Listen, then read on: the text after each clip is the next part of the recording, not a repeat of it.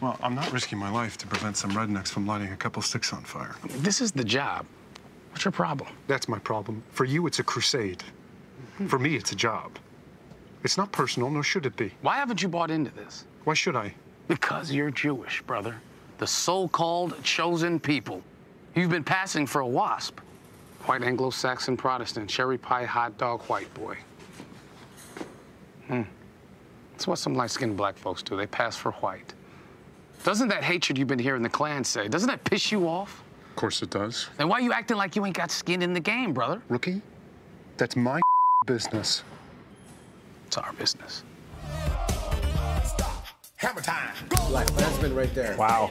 It's taking us back with a story of old, but very timely with this commentary on racism. Yeah, this is from Spike Lee, veteran director. It's based on a true story. In the early 70s in Colorado, there was an African-American police officer who decided to infiltrate the KKK. So you see John David Washington there, the son of Denzel Washington, and Adam Driver. This is a sobering story, and it's very timely. So a lot of parallels, obviously, that Spike Lee is drawing between what happened then and what's going on right now. Razor sharp wit. I love the script. The dialogue you can see just punches off the screen there.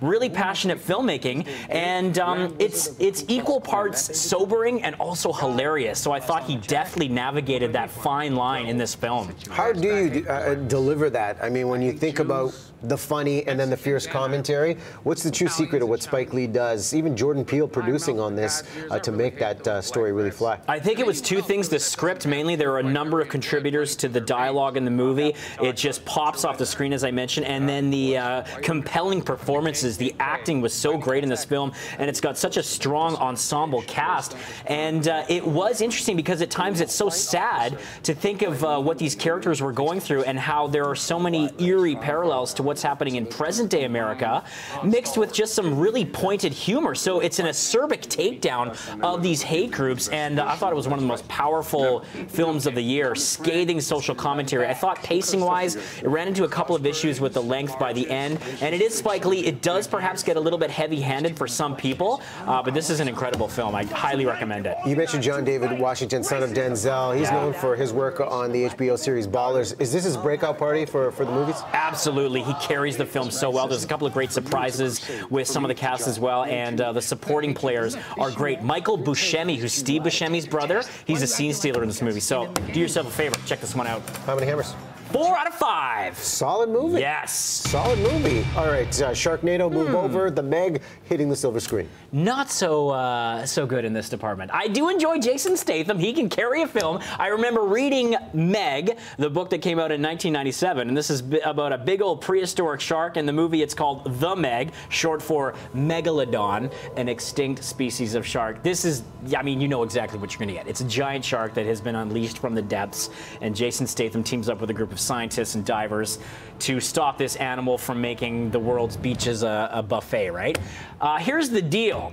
Bad visual effects still look really bad on an IMAX screen. So you can put this on the biggest screen you like, but it still kind of looked very shoddy. The quality of the effects, because a lot of it's underwater, it looked washed out, it looked blurry, it looked like it had this weird filter on it. So right away, that just killed any tension for me at all.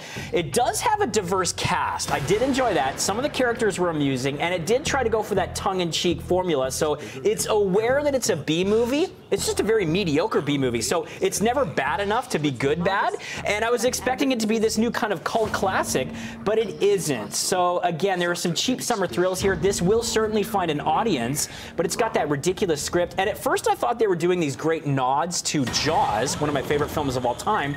By the end of the film, they were parodying and aping Jaws so much, right down to little plot points.